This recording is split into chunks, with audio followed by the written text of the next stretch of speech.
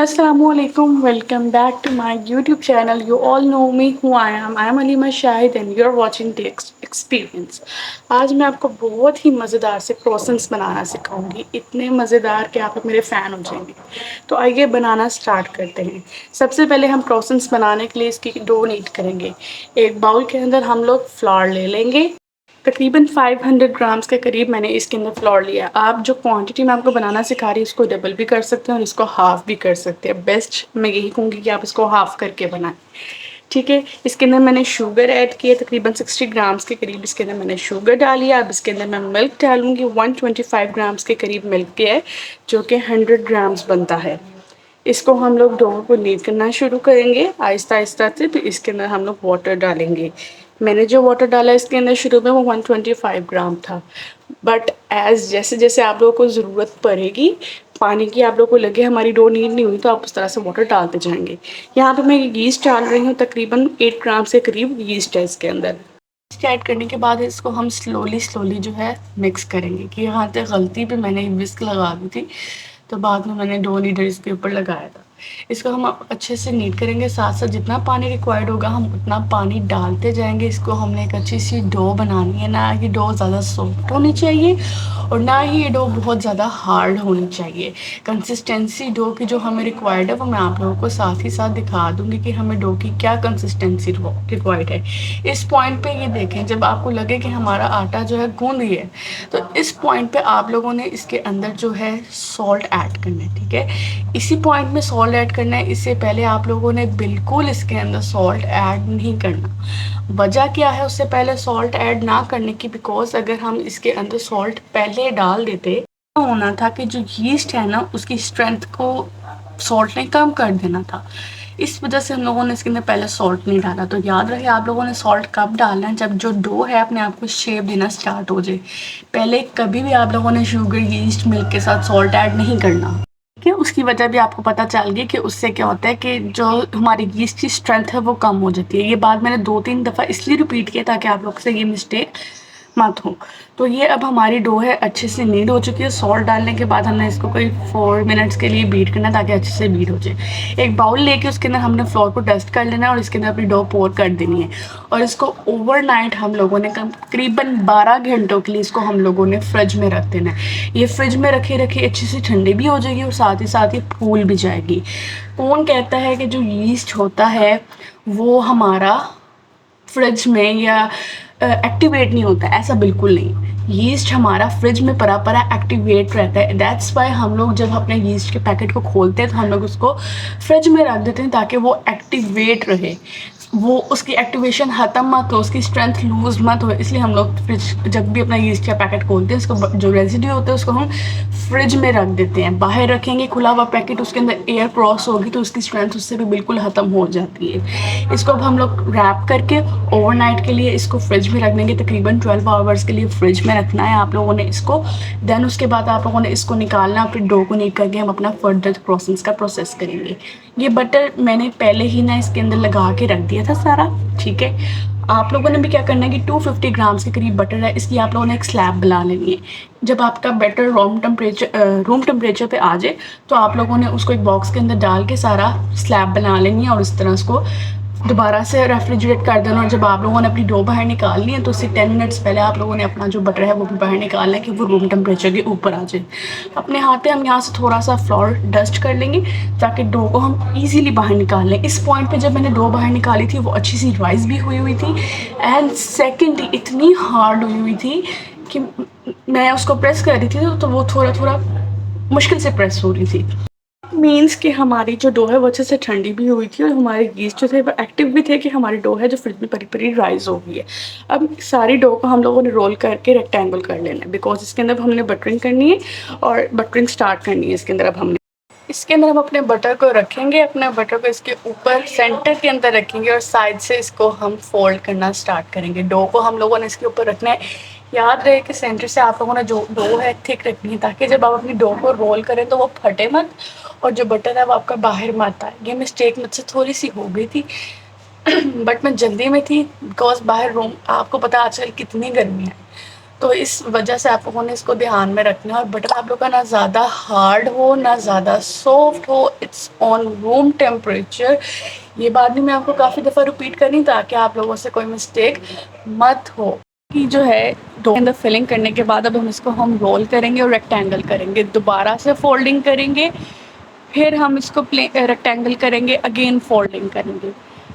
ये जो प्रोसेस है तकरीबन 5 to 6 टाइम्स होगा, तो हमारी जो है वो डो बहुत अच्छी होगी, इसके अंदर लेयर्स अच्छी आएंगी। 6 टाइम्स एटलीस्ट ये प्रोसेस लाजमी करना, और इन 6 प्रोसेसेस के दरमियान आपने इसको बार बार फ्रिज में ज़रूर रखना है। एक लेयर की फ्रिज में रखी, बिकॉज आजकल का जो टेम्परेचर है वो ऐसा है कि बटर 1 मिनट में क्या फटाफट आपने एक लेयरिंग के दरमियान ही ये जो है मेल्ट होना शुरू हो रहा था। ये मेरे पास ना पिज़्ज़ा की डो बची थी, अब मैं ये उससे बना रही हूँ। सेम प्रोसेस है। अगर आपके पास कभी अगर आप ट्राई करना चाह रहे हैं, मेरा बस ये एक्सपेरिमेंट था, मैं भी ट्राई कर रही थी, तो मैंने पिज़्ज़े की डो से भी बना के देखा, सेम वही आया। मैंने राउंड में दो मतलब पिज़्ज़े की जो मेरी डो बची हुई थी उसको मैंने 2 पीसेस में पेड़े बना लिए थे उसके, और उसको बेल के एक के दरमियान मैंने बटर लगाया, सेकंड उसको मैंने ऊपर दोबारा वैसे ही डाल दिया। फिर उसको भी जिस तरह से अपनी हमने पेस्ट्री की डो को हमने नीट की बार बार लेयरिंग की थी, इसके अंदर भी मैंने वैसे ही लेयरिंग की थी। साथ साथ मैं आपको ये भी दिखाती जाऊँगी और साथ साथ वो हर लेयरिंग के बाद इसको फोल्ड करने के बाद इसको फ्रिज में जाना लाजमी है। मैं इसको फ्रीज़र में रख रही थी बिकॉज़ मैंने तो सारा एक ही दिन में करना था, बट आप चाहें तो इसको फ्रिज में रख सकते हैं। जब तक आप लोग का बटर सेट ना हो जाए तब तक आप लोगों ने इसको बाहर निकाल के दोबारा सेकंड लेयर नहीं करनी। अगर ऐसा करेंगे तो क्या होगा, उससे कि जो बटर है वो सॉफ्ट हो जाएगा। जब बटर सॉफ्ट हो जाएगा या बटर हार्ड होगा ज़्यादा, तो आपकी जो डो है वो फट जाएगी और बटर सारा बाहर आ जाएगा। मेरे साथ ऐसा हुआ था, लेकिन मैंने फिर उसको क्या किया कि 1 घंटे के लिए फ्रीज़र में रख दिया था, तो उसकी वजह से जो था बटर स्टेबल हो गया था, ना ज़्यादा हार्ड था ना इतना सॉफ्ट था, स्टेबल हो गया था कि मेरी 1-2 दफ़ा फोल्डिंग आराम से हो गई थी। ये सारे प्रोसेस के लिए जो आपका टेम्परेचर होना चाहिए ना 27 to 28 डिग्री होना चाहिए। मतलब वो टेम्परेचर जो आजकल हम अपने एसी के ऊपर अटेन करते हैं वो टेम्परेचर होना चाहिए। अदरवाइज़ क्या होना चाहिए कि आप इसको बार बार फ्रीज़र में रखो और बार बार बाहर निकालो, वो वाला प्रोसेस। वरना अगर आपका टेम्परेचर 27 to 28 होगा तो वो ईज़िली बाहर ठीक रहेगी, मतलब आपकी 2-3 फोल्डिंग्स तक वो ठीक रहेगा और आराम से आप इसके ऊपर वर्कआउट कर सकते हो। ये देखें, इसको भी मैंने किया, मैंने 3rd लेयर लगाई है इसके ऊपर भी। 3rd लेयर, अब ये 4th लेयर जाएगी, उसके बाद दोबारा इसको रेफ्रिजरेटर में रखूँगी। ठीक है? तो आप लोगों ने कम से कम ये सारा जो प्रोसेस है 6 टाइम्स रिपीट करना है।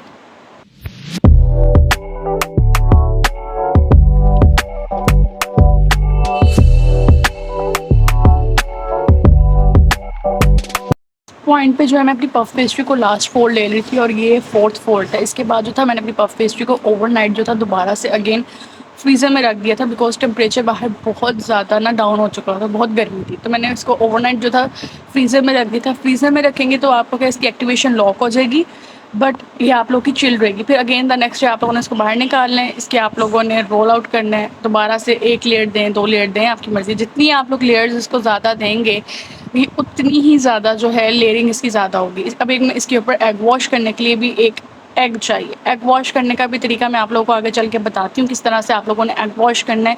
इसके एग वॉश करने का जो मेथड है थोड़ा सा डिफरेंट है। इसको मैंने फ्रीज़र में रख दिया था थोड़ी देर के लिए। अब देखिए जब मैं इसको निकाल के हाफ़ किया तो इसकी लेयर्स किस तरह से बनी। आप लोगों की भी layers same as it is बनेंगी। अगर आप लोग जिस तरह से मैंने बताया सेम उस चीज़ को आप लोग कॉपी करेंगे। हाफ़ जो है मैं दोबारा रेफ्रिजरेटर में रखती हूँ, तो हाफ़ को मैं रोल करके इसके हम लोग क्रॉसेंट्स बनाते हैं। इसको अब हम रेक्टेंगुलर शेप में कर लेंगे, और रेक्टेंगुलर शेप में करने के बाद इसकी जो साइड्स है सारी हम लोग इक्वल कर लेंगे। साइड्स को आप लोग वैसे भी रोल करके बेक कर सकते हैं, इसमें चॉकलेट निकाल दे, सब टू यू। और इसके अब हम लोग किस तरह से ट्रायंगल्स बनाएंगे ये देख लीजिएगा। इसके हम लोगों ने एक ट्रायंगल नीचे से ऊपर और एक ट्रायंगल ऊपर से नीचे बनाना है। इस तरह से हम लोगों ने इसके सारे ट्रायंगल्स बनाने हैं, तो हमारे क्रॉसेंट्स की शेप आएगी। अगर आप लोगों ने इस तरह से नहीं करना तो आप लोग सीधा सीधा इसके स्क्वायर लंबे लंबे रेक्टेंगुलर पीसेस भी कर सकते हैं, और उसके अंदर आप लोग अपने चॉकलेट की स्टफिंग करें, किसी जैम की फिलिंग करनी है वो करें, वैसे भी कर सकते हैं। ये देखिए जो केबल है मैंने बनाया था ना, रूम टेम्परेचर दोबारा से डाउन हो गया था, जिसकी वजह से इसका बटर सारा बाहर आ रहा था। तो मैंने क्या किया था, एज इट इज़ ऐसे ही अपनी ये सारी शीट उठा के मैंने रेफ्रिजरेटर में रख दी थी। साथ ही साथ मेरे कुछ समोसास के ऑर्डर भी थे। ये जो मैं समोसास पैक कर रही हूँ ये टिक्का वाले समोसास हैं, ये चिकन टिक्का चीज़ और मलाई बोटी समोसास हैं। आप लोग भी चाहें तो मुझे ये सारे समोसास की वैरायटी ऑर्डर कर सकते हैं। अब देखें किस तरह से बनाना। आप लोगों ने जब इसको बनाना है तो आप लोगों ने नीचे वाली साइड जो इसकी थिन साइड है उसको आप लोगों ने स्ट्रेच करना है इस तरह से, और फिर उसके बाद ऊपर से इसको रोल करना शुरू करना और नीचे से जो इसकी टेल है उसको स्ट्रेच करके उसके ऊपर फोल्ड करना, तो आपकी क्रॉसेंट की सही शेप आएगी। और एक मैं आप लोगों को चॉकलेट फिलिंग के साथ भी बता रही हूँ, अगर आप लोगों ने चॉकलेट फिलिंग करनी है तो जो नीचे वाली वाइट साइड है उसके अंदर आपने हल्का सा कट देना है, इसको फोल्ड करना है, अगेन जो हमारी टेल है उसको स्ट्रेच करना और इस तरह से इसको रोल करके आप लोगों ने प्रूफिंग के लिए रख देना है इससे।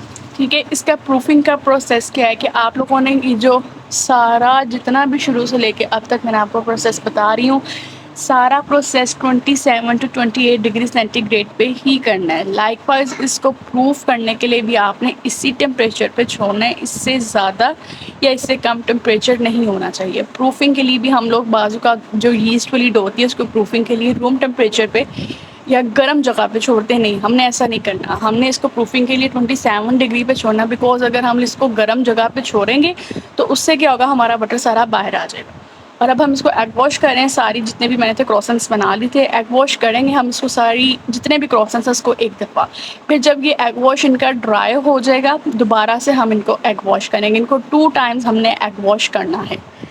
प्रूफ हो जाए तब एग वॉश कर लेंगे, पहले ही एग वॉश कर लें ताकि तब तक आपकी प्रूफिंग भी हो जाए और तब तक ये ड्राई भी हो जाए इसका एग वॉश। तो 2 टाइम्स एग वॉश करना और इनको तकरीबन प्रूफ होने के लिए 2 घंटे लगेंगे। 2 घंटे में अच्छे से प्रूफ होंगे आप।